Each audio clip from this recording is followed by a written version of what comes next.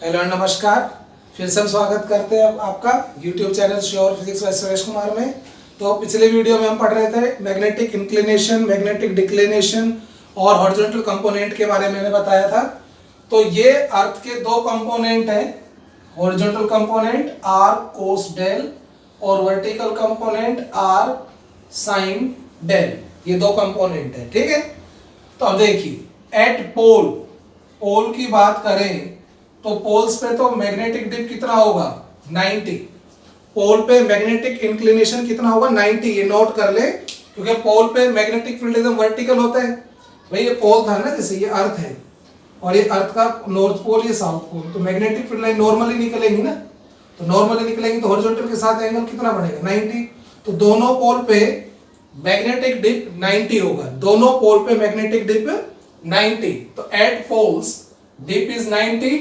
So cos 90 0 and sin 90 1, यानी कि maximum. तो हॉरिजॉन्टल कंपोनेंट क्या हुआ 0 और वर्टिकल कंपोनेंट कितना हुआ r। तो पोल के ऊपर पूरे का पूरा field, net field vertical component की फॉर्म में होगा और वहां पर हॉरिजॉन्टल कंपोनेंट 0 होगा। पोल पर horizontal component 0, entire magnetic field will be in the form of vertical component, ठीक है। and at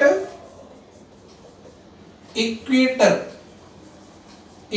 पे, इक्वेटर यहां पर ऐसे आ रही है लाइन, इक्वेटर पे मैग्नेटिक फील्ड और हॉरिजॉन्टल दोनों सेम डायरेक्शन में होंगे। मैग्नेटिक फील्ड की डायरेक्शन हॉरिजॉन्टल के अलोंग ही तो होगी, तो वहां पर डेल कितना होगा 0। तो cos 0 1, साइन 0 0।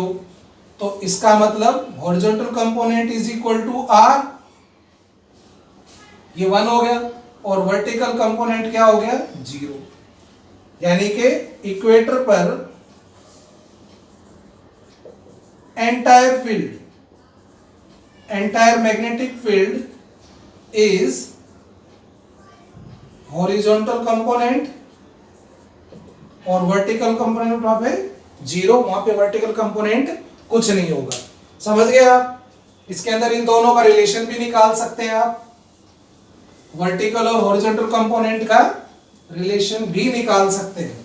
इनको डिवाइड कर दीजिए, डिवाइड करेंगे तो v upon h, this upon this, r sine del upon r cos del.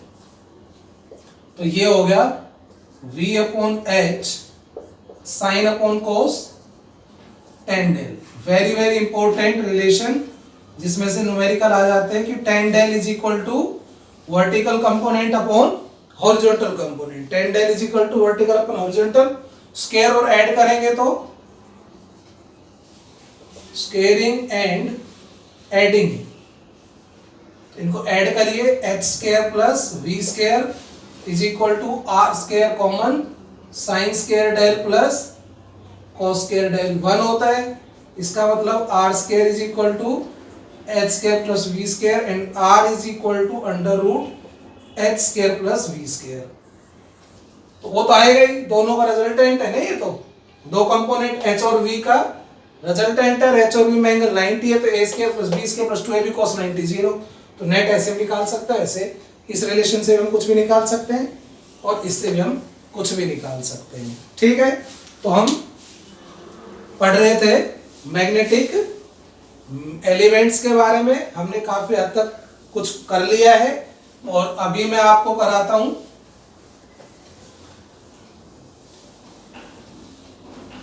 Apparent dip. अभी मैं आपको कराऊंगा एपेरेंट डिप।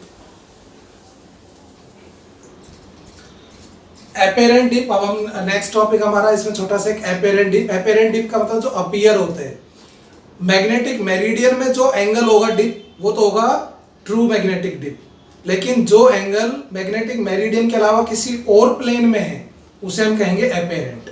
ट्रू कौन सा, जो मैग्नेटिक मेरिडियन में है वो तो ट्रू, और अनदर प्लेन में मैग्नेटिक मेरिडियन के अलावा किसी और प्लेन में जो मैग्नेटिक मेरिडियन के साथ कुछ एंगल बना रहा है उस प्लेन में यदि हम डिप निकालेंगे तो वो क्या होगा एपेरेंट डिप।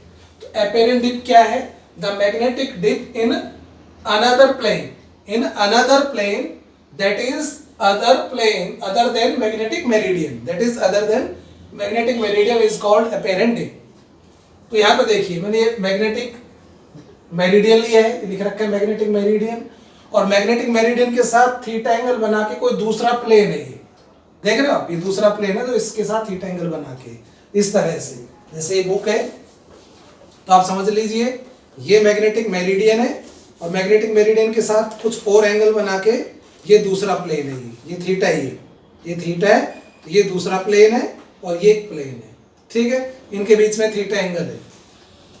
तो अब देखिए ये नेट फील्ड है और नेट फील्ड मैग्नेटिक मेरिडियन पे हॉरिजॉन्टल के साथ जो एंगल बनाएगा तो ये डिप है और मैग्नेटिक डिप ट्रू डिप है ये, तो इसके दो कंपोनेंट, हॉरिजॉन्टल कंपोनेंट इधर हो गया और वर्टिकल कंपोनेंट इधर हो गया, ठीक है।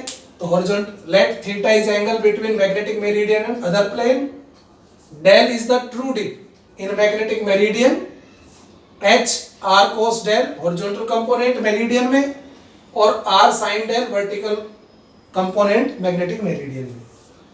अब देखिए ये हॉरिजॉन्टल कंपोनेंट है, ये एच, किसी भी वेक्टर का कंपोनेंट भी वेक्टर होता है, तो ये हॉरिजॉन्टल कंपोनेंट है ना, ये इस प्लेन की हॉरिजॉन्टल डायरेक्शन के साथ थीटा एंगल बना रहे हैं, ये हॉरिजॉन्टल कंपोनेंट दूसरे प्लेन की हॉरिजॉन्टल डायरेक्शन के साथ थीटा एंगल बना रहा है, तो इस हॉरिजॉन्टल कंपोनेंट का इधर एक कंपोनेंट हो जाएगा एच कोस थीटा, मान लो उसे हम एच डैश कहते हैं।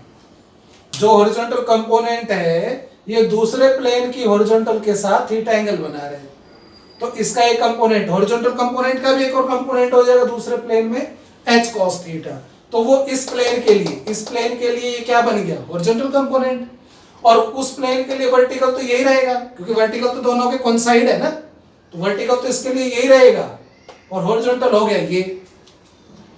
तो del dash apparent dip, del dash क्या हो गया, अपैरेंट डिप किसमें, अदर प्लेन में, तो उसके लिए tan del dash is equal to उसमें vertical component upon horizontal component H dash. तो v की वैल्यू क्या है, यहां से रखेंगे r साइन डेल और h डैश की वैल्यू क्या है h cos थीटा, तो ये हो जाएगा r साइन डेल और h को हम क्या लिख सकते हैं h r cos del into cos theta, तो r से r कैंसिल हो गया, तो tan del dash sine del upon cos del tan del upon cos theta, तो ये रिलेशन आ गया अपैरेंट डिप और ट्रू डिप के अंदर, ये रिलेशन आ गया अपैरेंट और ट्रू डिप के बीच में, और थीटा उनका क्या है, एंगल है उनके बीच में, थीटा की अलग अलग वैल्यू होगी तो ये वैल्यू भी अलग अलग हो जाएगी, समझ गया, थीटा की वैल्यू अलग अलग रखिए तो अपैरेंट डिप भी अलग अलग आ जाएगा। जैसे मान लो इफ थीटा 90, यानी कि दोनों प्लेन एक दूसरे के परपेंडिकुलर है, तो आप देखिए आपको पता है कि cos 90 0 होता है, तो tan del dash is equal to tan del upon 0, तो ये क्या आ गया इन्फिनिटी, और tan डेल की इन्फिनिटी वैल्यू किस पे होती है, जब डेल भी कितना होगा 90, तो यानी कि दो प्लेन यदि मैग्नेटिक मेरिडियन के कोई परपेंडिकुलर दूसरा प्लेन, तो इसमें डेल है तो उसमें कितना होगा 90, दूसरे में 90 का, तो tan डेल 90 डिग्री हो जाएगा।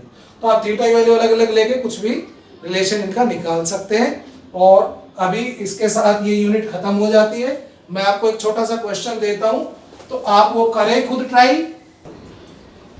ये क्वेश्चन है, ये मैग्नेटिक मेरिडियन है, जो रेड कलर में मैग्नेटिक मेरिडियन, ये कोई दूसरा प्लेन है जो मैग्नेटिक मेरिडियन के साथ थीटा एंगल बना रहे हैं, इसमें मैग्नेटिक डिप है डेल 1 अपैरेंट, और मैग्नेटिक मेरिडियन में तो डेल है ही, और ये दूसरा प्लेन है जो पहले वाले प्लेन के साथ 90 डिग्री का एंगल बना रहे हैं, इसमें मैग्नेटिक मेरिडियन है डेल 2, तो हमें प्रूव करना है ये cot square del is equal to cot square del 1 plus cot square del 2।